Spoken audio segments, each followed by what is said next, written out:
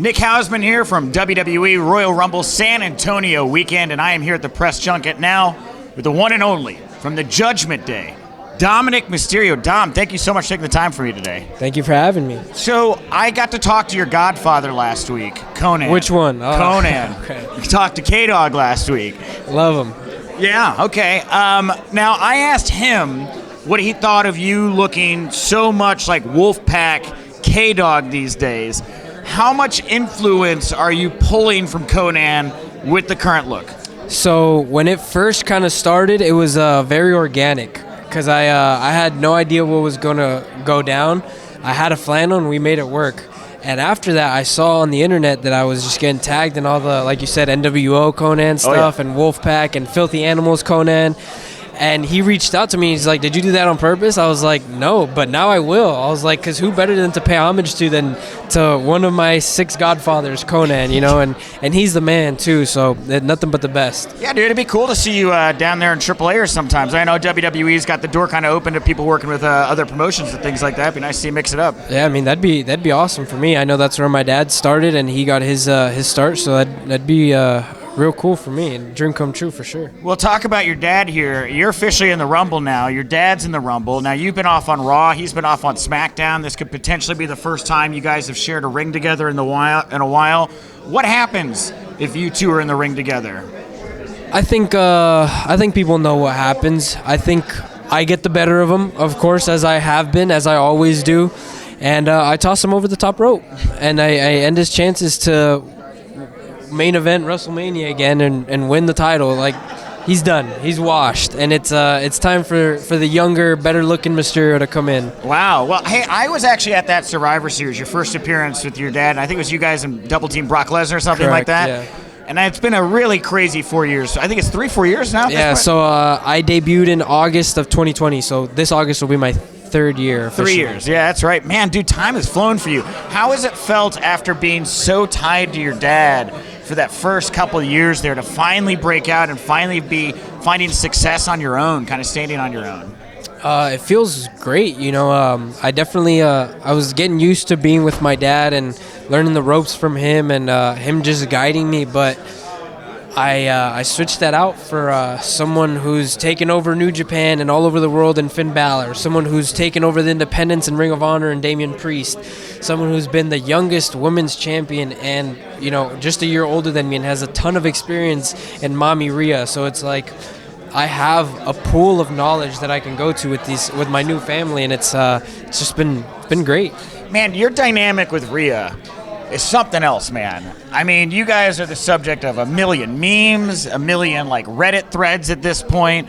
I think the name Sub Mysterio. Is it really? I think it's. I was asked by my team to ask you to address that particular nickname. I had no idea that was a thing, but I mean, hey man, whatever Mommy Rhea wants, I'm game. Damn, dude. And so, like, it's been nice with the Judgment Day, too, because, like, she's getting in the ring with the guys now, getting to do a little intergender wrestling. Do you feel like the kind of style of WWE is changing a little bit right now? I feel like it definitely has been, you know, and like you said, with Rhea being able to step in with the guys and, you know, body slamming Luke Gallows and getting in Solo's face and beating Tozawa. Like, when's the last time that's happened in WWE where a woman went in there and beat another male wrestler? Yeah. It's been a while. And how cool for it to have been my mommy, Rhea Ripley. Like, that's badass, man. Well, one of the things I was talking about with Austin Theory when I was over here is that you guys are, oh, he's right there. Look at that. Yeah, there he is. You guys are like representatives of Gen Z. Like, you guys are the 2 youngest main roster stars, I think. Do you ever think about that? Like, how there's like a whole bunch of younger fans out there that, you know, were younger than millennials that are trying to get into the business right now, and they see guys like you that are so young taking off on the main roster right now. Yeah, honestly, it's pretty crazy. We're both 25. You know, I'm a couple months older than him. I think I'm April, he's August. Yeah. But it's pretty crazy, you know, watching 2 25-year-olds take over. And if I'm opening the show, he's main eventing, and if I'm main eventing, he's opening it. And it's honestly a wild ride. And for all the Gen Zs out there and all the millennials watching us, man, we're here to take over, and we're going to be here for a while, man. So it's going to be fun to watch. So back to Konnan. I was asking him when you were becoming prison Dom. You know, you're hard now. He called you prison hard Dom. Okay. And sorry, the Street Profits keep yelling. They keep yelling, and I'll tell you why. Yeah, why's that? They keep yelling because they saw me and Damian Priest walk in here. I saw that. And they were like, oh, last time we wrestled them, we lost. So let's yell for every single one of their interviews. So I think they're just salty that they lost. You guys were getting in a little scuffle over there. I mean, yeah, I'm telling you, they're upset that they lost to us. Is that potential? You know, we got Chamber on the horizon, WrestleMania's on the horizon.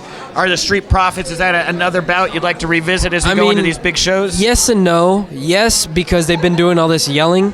No, because we already beat them. Ah, fair enough. Well, anyway, back to Konnan. When he was saying you were really trying to find your edge, he was telling you to think about the great bad guys that had influenced you and all that type stuff. And everybody's seen just a little bit more Eddie Guerrero, I think, in you, between the frog splash and some of the different mannerisms and stuff. How much you feel like you're drawing on Eddie right now as you're kind of developing your style in the ring? I feel like I've always been drawn to Eddie, you know, whether it's early 90s Eddie, WCW Eddie, or it's I'm Your Papi Eddie, you know. Sure. And to me, any Eddie is the best Eddie. And he's you know, the top of the top to me, and anything I do is in his honor, man. The mullet, everything. So for me, it's he's the man. Well, do you ever look back on the infamous custody ladder match? I mean, considering how you feel about your dad these days, do you kind of wish Eddie had won custody of you? Yeah, 100%. Yeah? And, I mean, WWE storyline, he is my dad. Right. So, like, man, I would have loved to have gone home with Uncle Eddie at this point, right? I feel like we would have had a really good dynamic at home. Man, but Ray would have been a mess if he'd have lost you there, I would think, right? I mean, he lost me now, and he seems fine, right? I guess that's true. Man, so you calling your dad like maybe a little sociopath or something like that? You know what? If what is it? If the shoe fits. Oh, man. Okay, I got you. All right. And just kind of reflecting on that, Dom, I'm sure you get asked about it all the time. But, like, looking back when you were a little kid and you're involved in this crazy storyline, did you ever really think that you were going to go on to become what you are now? Or were you at that point not interested in kind of staying in the wrestling business? Never in a million years did I think that this would happen. You know, I think I always tell people, I feel like Eddie and my dad slowly planted that seed of me becoming a wrestler, like, without me even knowing when I was 8, you know, in that storyline. And I'm just very happy and very blessed and fortunate to be in the position that I'm in, and I'm very thankful, man. It's been a wild ride.